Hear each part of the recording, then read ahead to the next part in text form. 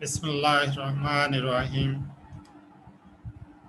প্রিয় শিক্ষার্থীবৃন্দ, জাতীয় বিশ্ববিদ্যালয় অনলাইন ক্লাসে তোমাদের স্বাগতম।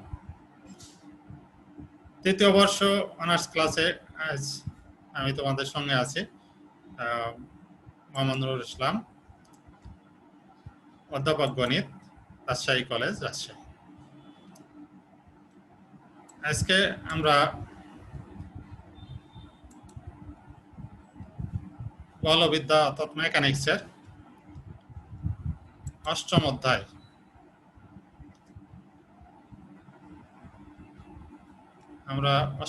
নিয়ে আলোচনা করব। অষ্টম অধ্যায়ে আমাদের আছে motion of rigid bodies in two dimension, অর্থাৎ দ্বিমাত্রিক তলে দৃঢ় বস্তুর গতি। প্রিয় শিক্ষার্থীবৃন্দ, তোমাদেরকে ফুলেল শুভেচ্ছা। আজকে আমাদের যে লেসনটা আমি আগে ঘোষণা করেছি, দ্বিমাত্রিক তলে দৃঢ় বস্তুর গতি, আমরা এই ক্লাসটা আশা করি তোমরা উপভোগ করবে আর আমার সঙ্গেই থাকবে। এই অধ্যায়ে আমাদের যে জিনিসগুলো আছে সেগুলো আমরা একটু দেখে নিই। দ্বিমাত্রিক তলে কোনো বস্তুর উপর নির্দিষ্ট বলের ক্রিয়ার ফলে বস্তুর গতির সমীকরণ, কোনো সমতলে চলন্ত বস্তুর গতিশক্তি, সমতলে চলন্ত বস্তুর কৌণিক ভরবেগ এবং এ সংক্রান্ত সমস্যা এবং সমাধান। প্রিয় শিক্ষার্থীবৃন্দ, আমরা কোন সমতলে চলন্ত বস্তুর গতিশক্তি নির্ণয় করি। সমতল বুঝতে পারছো, plane. Find the kinetic energy of a moving body moving in a plane, অর্থাৎ কাইনেটিক এনার্জি, এটাকে আমরা বলি গতিশক্তি of a body moving in a plane. আমরা আগেই জেনেছি, আমরা জানি যে kinetic energy of a body, বডির ভর অর্থাৎ মাস যদি m হয় আর টি যদি কাইনেটিক এনার্জি হয় তাহলে টি সমান half m V square. V হলো ভেলোসিটি, কণার অবস্থা। প্রিয় শিক্ষার্থীবৃন্দ, আমরা স্লাইড শোতে যাই।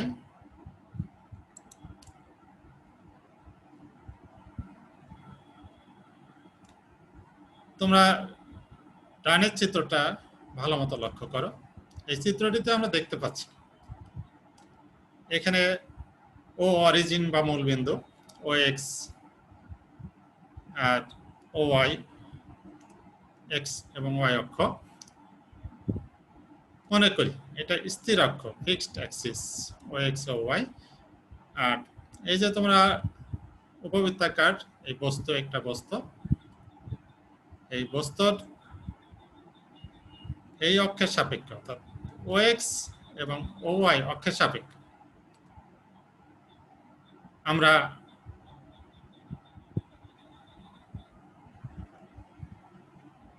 বস্তুটির জাড্য কেন্দ্র, তোমরা moment of inertia, product of inertia আগে পড়েছো। বস্তুর জাড্য কেন্দ্র জি এক্স বার ওয়াই, এটা হলো জাড্য কেন্দ্র, সেন্টার অফ ইনার্শিয়া। এইটা বস্তু, এই বস্তুর জাড্য কেন্দ্র জি অফ এক্স বার ওয়াই বার, কার সাপেক্ষে? ও এক্স এবং ওয়াই এর বস্তুর সাপেক্ষে, ও এক্স এবং ওয়াই অক্ষের সাপেক্ষে। ও এক্স ও ওয়াই স্থির অক্ষ। এবং এই বস্তুরই একটা পার্টিকেল যার ভর এম, এই পি বিন্দুতে অবস্থিত। পি বিন্দুর স্থানাঙ্ক পি এক্স ওয়াই। আরো আমরা ধরি যে ও এক্স ও ওয়াই অক্ষের সমান্তরাল, অর্থাৎ ও এক্স আর ওয়াই অক্ষের সমান্তরাল যথাক্রমে জি এক্স ড্যাশ এবং জি ওয়াই ড্যাশ, ক্যাপিটাল হবে, এর সাপেক্ষে পি বিন্দুর স্থানাঙ্ক, অর্থাৎ এই অক্ষের সাপেক্ষে জি এক্স ড্যাশ ওয়াই ড্যাশের সাপেক্ষে এই পি বিন্দুর স্থানাঙ্ক P x dash y dash. P বিন্দুর স্থানাঙ্ক কত? পি বিন্দুর স্থানাঙ্ক P x dash y dash, অর্থাৎ ও বিন্দুর সাপেক্ষে পি বিন্দুর স্থানাঙ্ক পি এক্স ওয়াই। এই এখানে একটা বস্তুকণা আছে ভর এম, আর জি এক্স ড্যাশ আর জি ওয়াই ড্যাশের সাপেক্ষে এই বস্তুকণার ভর আমাদের P x dash y dash. তাহলে তার x bar y bar x dash y bar এবং এক্স ওয়াই এর মধ্যে সম্পর্ক দেখো। এক্স সমান কত আছে, অর্থাৎ এক্স বার এখানে বলবেন x bar plus X dash বার। ওয়াই সমান কত আছে, এই যে এখান থেকে Y bar plus Y dash. তাহলে আমরা এক্স এবং ওয়াই স্থানাঙ্ক পেলাম। এবার আসি, আমি চিত্রটাকে এখানে একটু নিয়ে আসার চেষ্টা করেছি।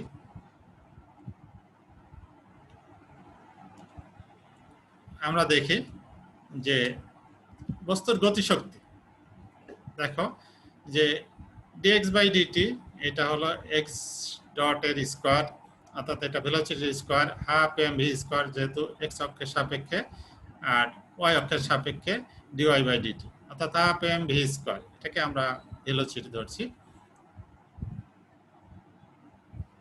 dx বাই ডিটি আমরা জানি velocity dy by DT, velocity y অক্ষের সাপেক্ষে।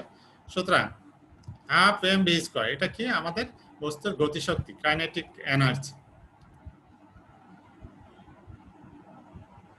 আমরা কি নির্ণয় করতে চাচ্ছি, কোন সমতলে চলন্ত বস্তুর গতিশক্তি নির্ণয় করা। একটা সমতলে চলন্ত বস্তু, এই বস্তুটা যদি চলন্ত অবস্থায় থাকে তাহলে তার গতিশক্তি নির্ণয় করতে চাচ্ছি। সুতরাং বস্তুর গতিশক্তি আমরা হাফ এম ভি স্কোয়ার, যেহেতু অনেকগুলা কণার সমষ্টি গঠিত এই বস্তু, তার সামেশন দেওয়া হয়েছে, আর এখানে এক্স অক্ষ বরাবর এবং ওয়াই অক্ষ বরাবর velocity.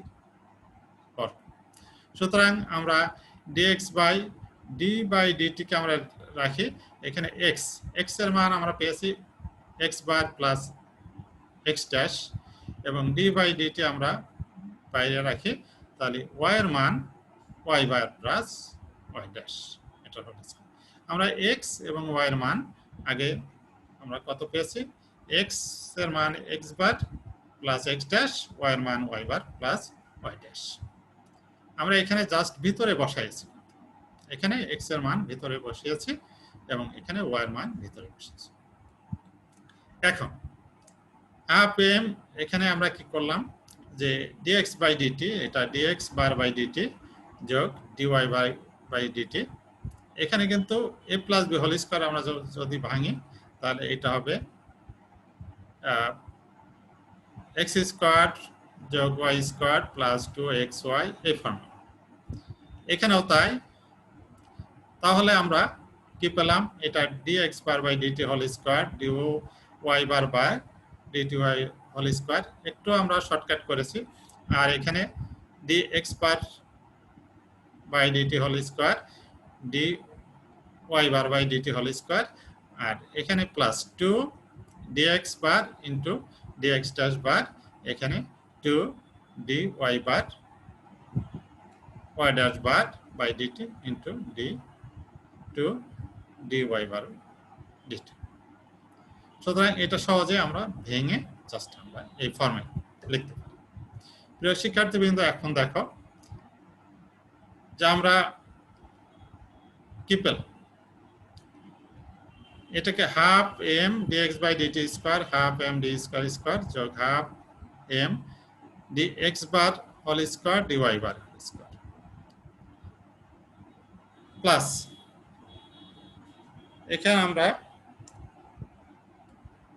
dx bar by DT into summation bar dx bar by DT, অর্থাৎ এই 2 আর এই 2 গুণ হয়ে আমাদের এইটা উঠে গেল, 2 আর 2 কাটা গেলে আমাদের এই টার্মটা আমরা এখানে পেলাম, আর এখানে আমাদের গুণ করলে আমরা এই দুটো টার্ম যদি গুণ করে দিই তাহলে আমাদের এই পদ আসে।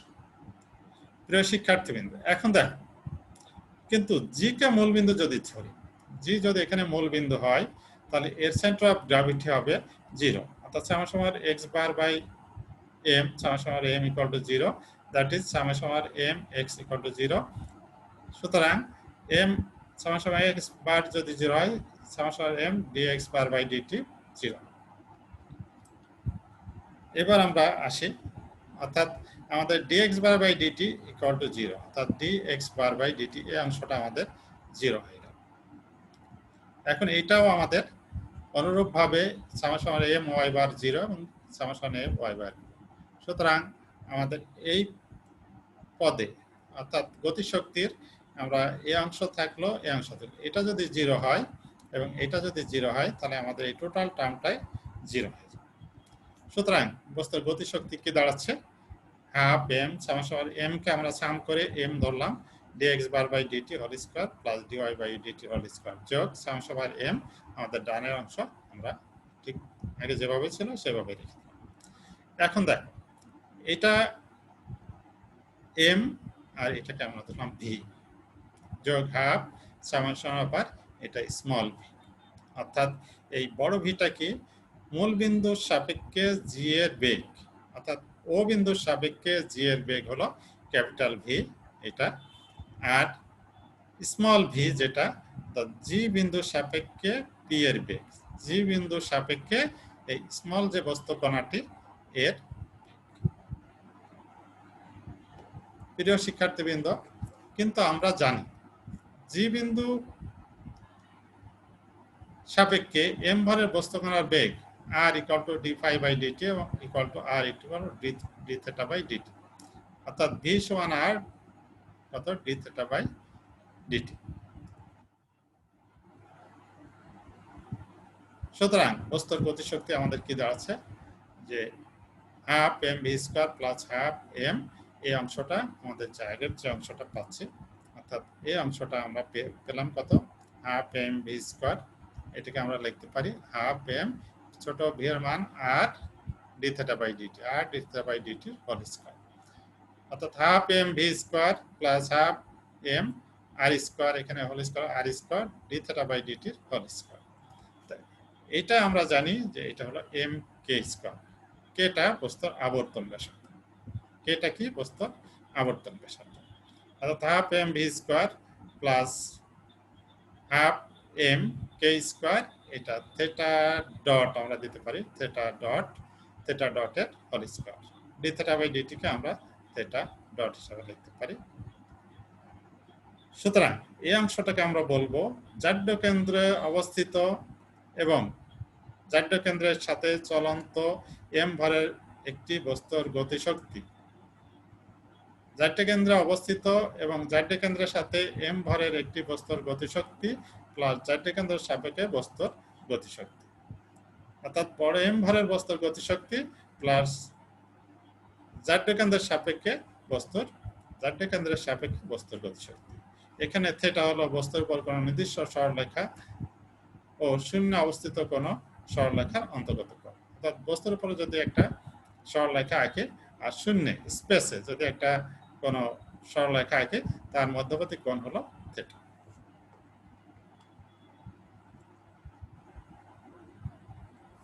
প্রিয় শিক্ষার্থীবৃন্দ, এবার আমরা গতিশক্তি নির্ণয় করলাম, এবার আমরা আসি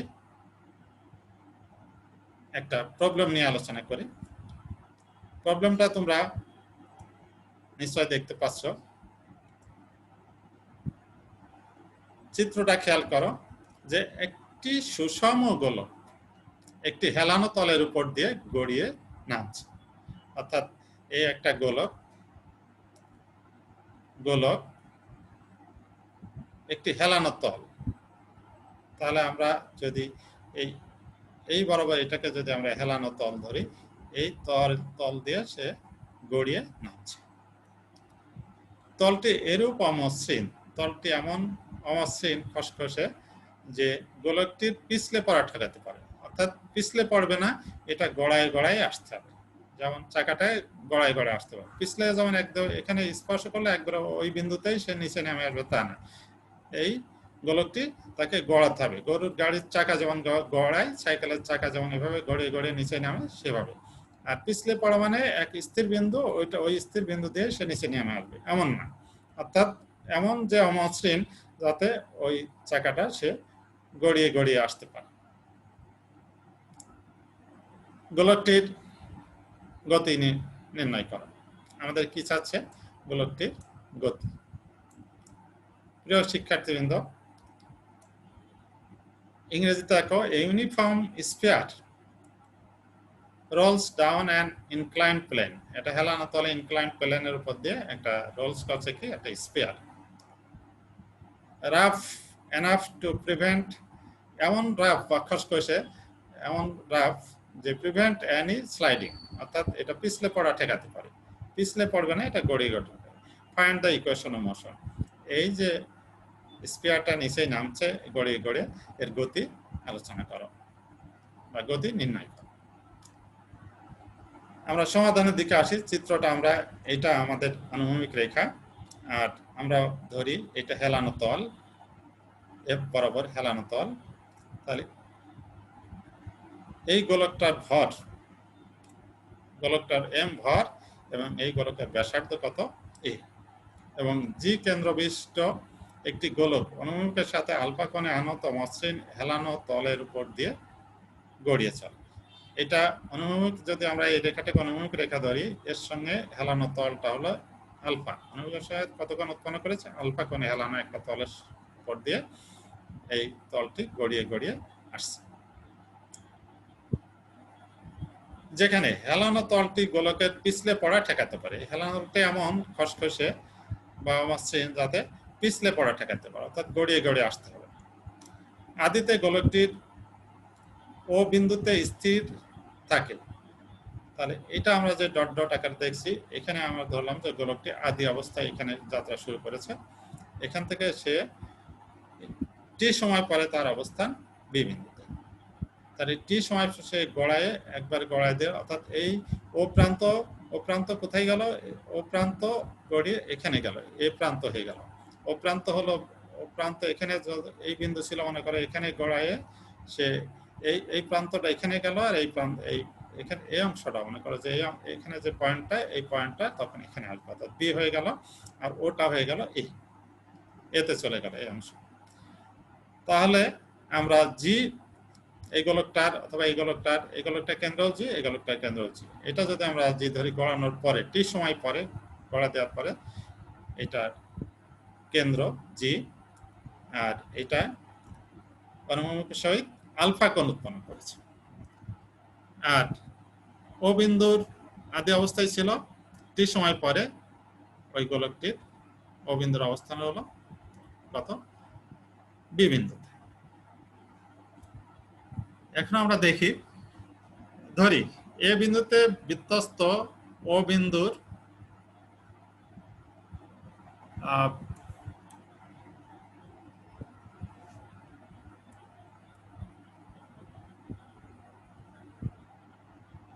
আমরা একটু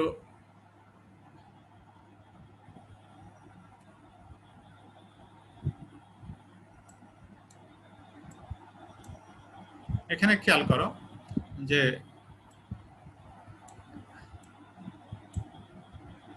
ধরি এ বিন্দুর বিধ্বস্ত ও বিন্দুর নতুন অবস্থান, এ বিন্দুটি, এই বিধ্বস্ত ও বিন্দুটা ও বিন্দুর নতুন অবস্থান এ বিন্দুতে, এবং এ জি বি কোণ সমান থিটা।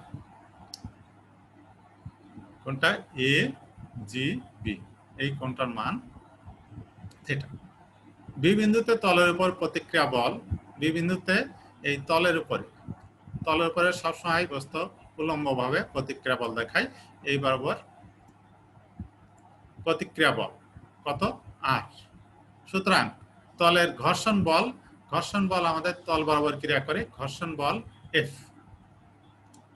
জি বিন্দুতে ক্রিয়াশীল বল, জি বিন্দুতে বলটা যেহেতু এর ভর এম, অভিকর্ষণ জি, সুতরাং প্রতিষ্কার বল এই ভর এম জি কারা নিচের দিকে ক্রিয়া করবে, এবং এর মান হবে এম জি, যেহেতু এটা আলফা কোণ, সুতরাং এম জি সাইন। এবং তলের উপর লম্ব বরাবর, তলের উপর লম্ব বরাবর, এই বরাবর কত? এই বরাবর হলো এম জি সাইন আলফা, এবং এই তলের উপর লম্ব বরাবর আমাদের কত হবে? M g cos alpha. তলে বিভক্ত করেছে। সুতরাং আমরা যদি ধরি ও বি সমান এক্স, ও এবং বি, অর্থাৎ অর্থাৎ এই বিন্দু থেকে সেই বিন্দুতে OB সমান x। সুতরাং আমাদের এই গোলক গড়ানোর ফলে টি সময় গড়ানোর ফলে তার গতির সমীকরণ হবে m, এটা f d square x by dt square mf, এটা ফোর্স সমান mg sin alpha minus f। যেহেতু mg sin আলফা নিচের দিকে এটা বড়, সুতরাং mg sin আলফা এটা ঘর্ষণ বল, ঘর্ষণ বলকে উপেক্ষা করে সে নিচের দিকে গড়ায় পড়ছে, সুতরাং mg sin alpha minus f। আর যদি উল্টা দিকে যেত তাহলে f minus mg sin alpha. সুতরাং আমরা গতির সমীকরণ পেয়ে এবং y অর্থাৎ উলম্ব বরাবর m d square y by dt square সমান r। এই বরাবর কত আছে আমাদের প্রতিক্রিয়া বল r, আর প্রতিক্রিয়া বল r মাইনাস mg cos। সুতরাং আমরা দুইটা গতির সমীকরণ আমরা পেয়ে গেলাম। এটাকে আমরা দিলাম 1 নাম্বার, এটাকে দিলাম 2 নাম্বার। প্রিয় শিক্ষার্থীবৃন্দ, আমরা গতির সমীকরণ এখন পেয়ে গেলাম এখন, এবং এটা m k d square theta by এখানে f ইনটু a, এটা আমাদের কত, k টা হলো আবর্তন ব্যাসার্ধ আর a হলো এই গোলকের ব্যাসার্ধ। এখন বৃত্তচাপ AB, বৃত্তচাপ আমাদের AB এবং OB এটা দুটোই সমান। যেহেতু এই অংশ আমরা ধরি AB, বৃত্তচাপ AB সমান OB এর দৈর্ঘ্য। সুতরাং a ইনটু থিটা, আমাদের এই চাপ দৈর্ঘ্য আমরা নির্ণয় করার জন্য a থিটা সমান x। এর দৈর্ঘ্য হলো কত, এটার ব্যাসার্ধ হলো a আর কেন্দ্র থিটা কোণ উৎপন্ন করছে, সুতরাং AB আমরা চাপ সমান কত, চাপের সূত্র জানি a থিটা সমান x। এটাকে আমরা যদি x সমান a থিটা নিই তাহলে এটাকে আমরা তাহলে dx বাই dt কত হবে আমাদের a, আর থিটা কি করলে d থিটা বাই dt। পুনরায় আবার যদি ডিফারেন্সিয়েট করি t এর সাপেক্ষে তাহলে আমাদের d square x by dt square a into d square theta by dt square. প্রিয় শিক্ষার্থীবৃন্দ, এবার আমরা আসি নেক্সট স্লাইডে। দেখো 1 ও 3 থেকে পাই, আমাদের এখানে একটা দেখো, একে আমাদের ছিল m d square x by dt square mg sin alpha minus f, আর 3 ছিল m k square d square theta by dt square সমান f a। এখন f সমান কত, m k square by a d square theta by dt square, অর্থাৎ এখান থেকে f এর মান আমরা এখানে বসাবো 1 নম্বরে। 1 এবং 3 থেকে আমরা কি পাচ্ছি, 1 এবং 3 থেকে আমরা পাচ্ছি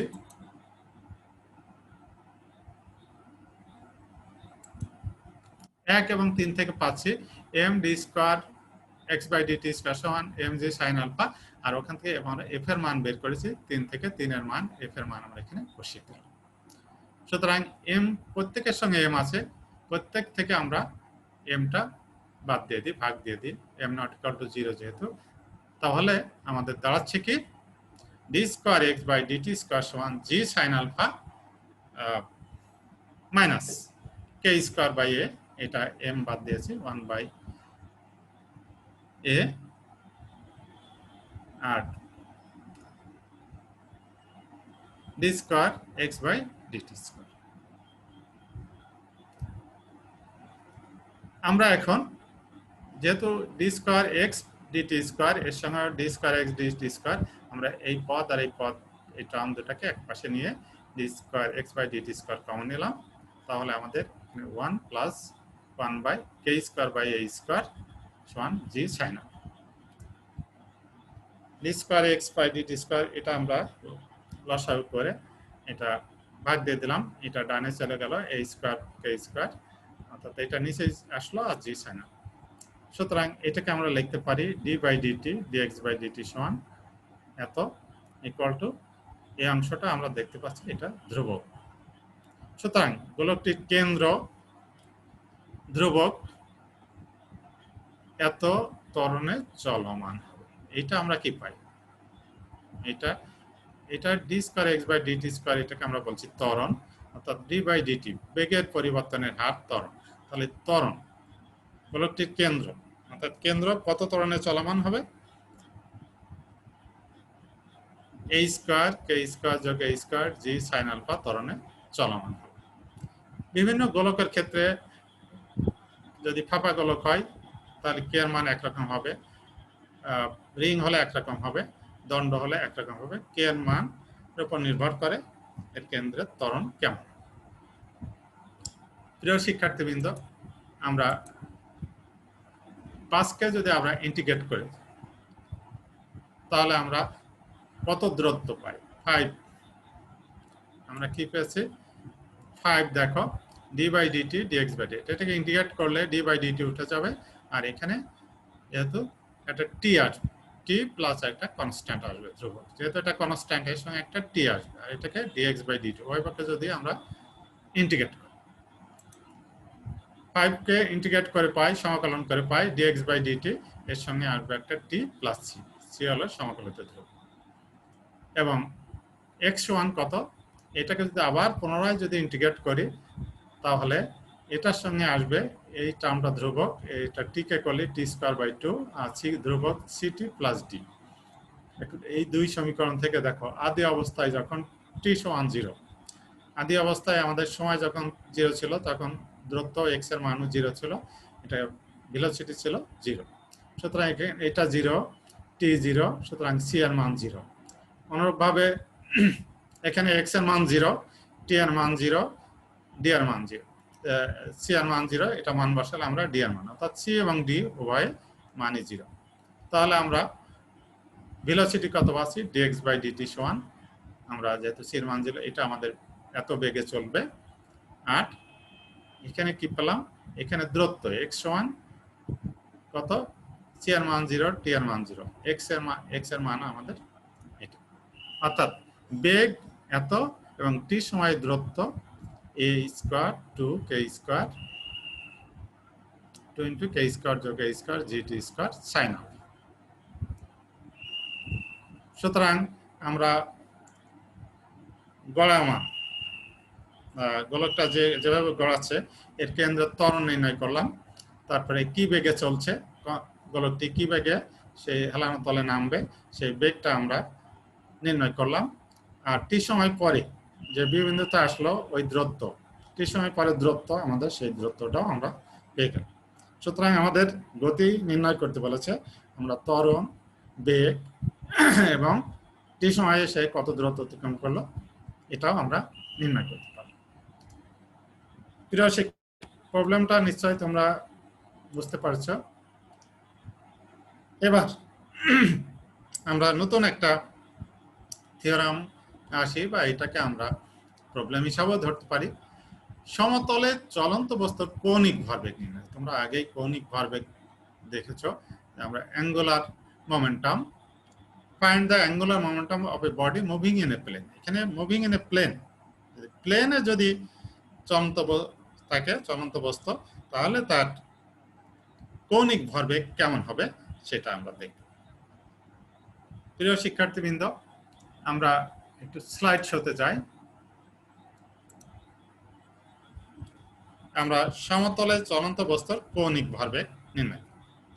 আমরা চিত্রটা কিন্তু আগের মতোই, আমাদের প্রথম অংশ দেখো, এটা একটা বস্তু, এর আদি অক্ষ সাপেক্ষে এই বস্তুটার জাড্য ভ্রামক, জাড্য কেন্দ্র জি এক্স বার ওয়াই বার, বস্তু কণাটার একটা ক্ষুদ্র কণা, এই বস্তুর একটা ক্ষুদ্র কণা কোথায় অবস্থিত?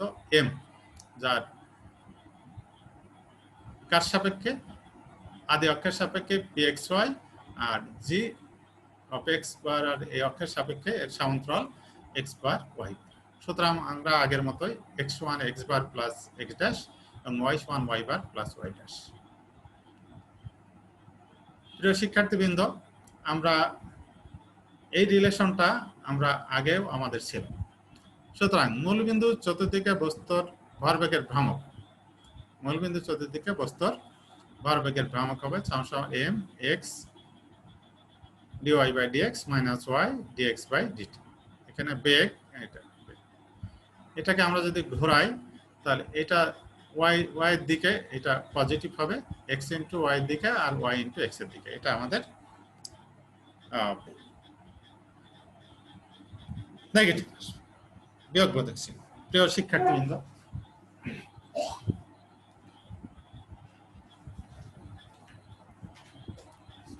সরি, আবার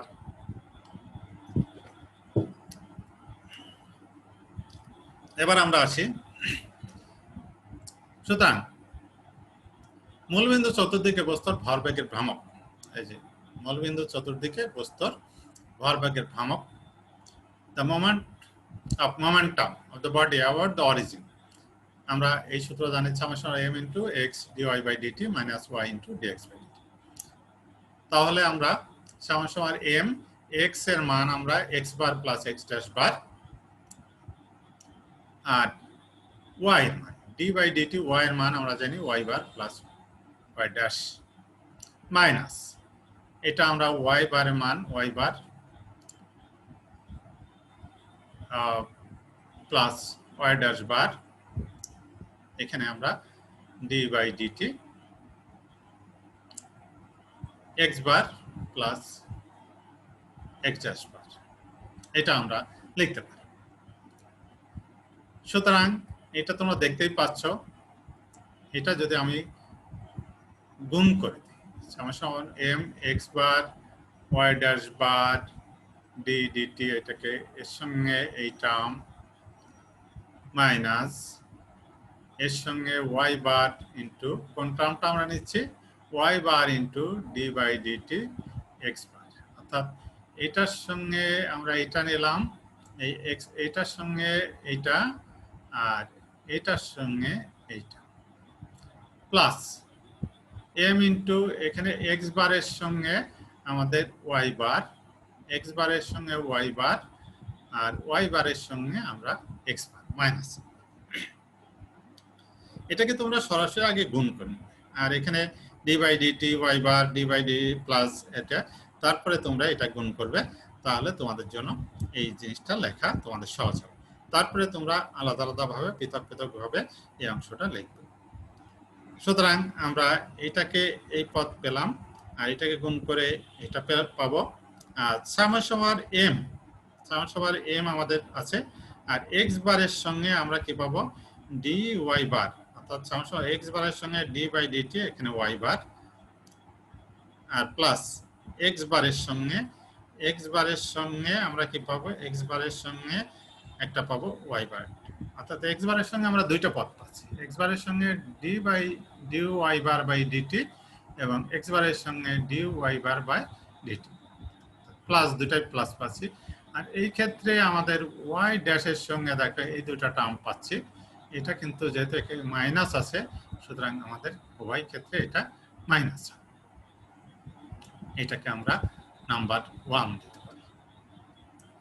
এখন আমরা জানি কিন্তু px বার y x dash y dash বিন্দু সাপেক্ষে জি মূল বিন্দু, এই যখন আমরা এর সাপেক্ষে এটা পি এর অবস্থান ধরছি, বস্তু কণাটার অবস্থান, সুতরাং এটাকে আমরা অরিজিন ধরবো।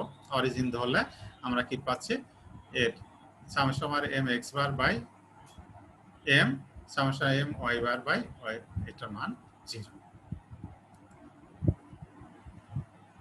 মূল বিন্দু যেহেতু, সুতরাং এই মানটা আমরা 0 পাচ্ছি।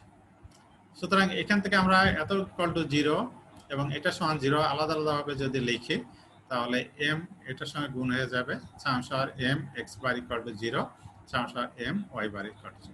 এটা যদি 0 হয় তাহলে সামেশন এবার এখানে এর ভেলোসিটি dx বাই dt 0 এবং এটার মান 0।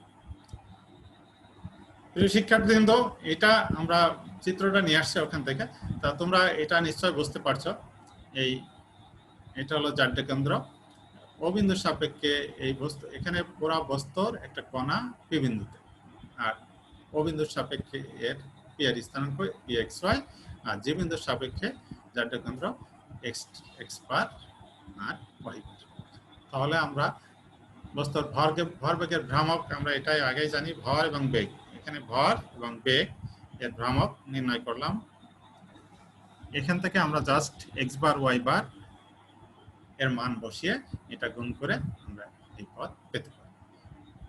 এখানে পরে আমরা এই অংশটাকে 0 করার জন্য আমরা কি করব, যে dx বার বাই dt, দেখো dx বার বাই dt আর dy bar by dt, dy bar by dt কোথায় আছে, dy বার, এই পদ এবং এই পদটা 0 হয়ে যাবে, অর্থাৎ এই অংশটা d y bar by d t, d y bar by d t এটার মান 0, আর d y bar by DT d x bar by d t কোথায় কোথায় আছে, d x bar by d t d y bar by DT এটা 0 হয়ে যাবে। তাহলে আমাদের এখানে দাঁড়াবে সমান m x bar d y bar by d t minus y bar d y bar by DT. এই জায়গা থেকে আমরা দুটো টার্মকে অমিট করতে পারি বা দিতে পারি, কারণ এটা আমাদের এর মানটা যেহেতু 0, তাহলে এইটা 0 হয়ে যাবে, এইটা 0 হয়ে যাবে। আর কোথাও কি আছে এর মধ্যে dx bar by dt dy bar by dt? আছে, আছে dy বার বাই dt এবং dx বার বাই dt, অর্থাৎ এটা 0, এইটা 0, তাহলে এই টোটাল টার্মটা 0, আর এখানে আমাদের এইটা 0 আর আমাদের এইটা 0। সুতরাং আমাদের ভরবেগের ভ্রামকটা দাঁড়াবে, এই পদটা থাকবে আমাদের, এই টার্মটা থাকবে, এইটা 0 হয়ে যাবে, আর এই অংশটা কি হবে, এই অংশটা 0 আর এই অংশটা 0। সুতরাং এর সঙ্গে সামেশন আর m x bar d y bar by DT আমরা দেখি, দেখো এক হতে পাই মূলবিন্দু চতুর্থ বস্তুর ভ্রামক সামেশন এম, আমাদের এটা প্রথম টার্মটা রয়ে গেল, plus m x bar d y dash by DT.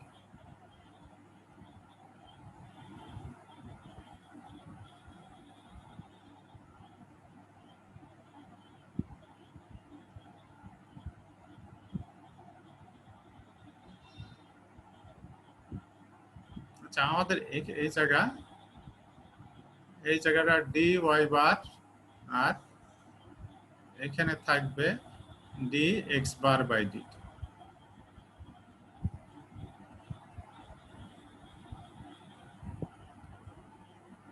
অর্থাৎ এই জায়গাটা আমাদের কিন্তু ওয়াই ড্যাশটা 0 হয়ে যায়, এখানে এক্স ওয়াই বার, এখানে এক্স বার।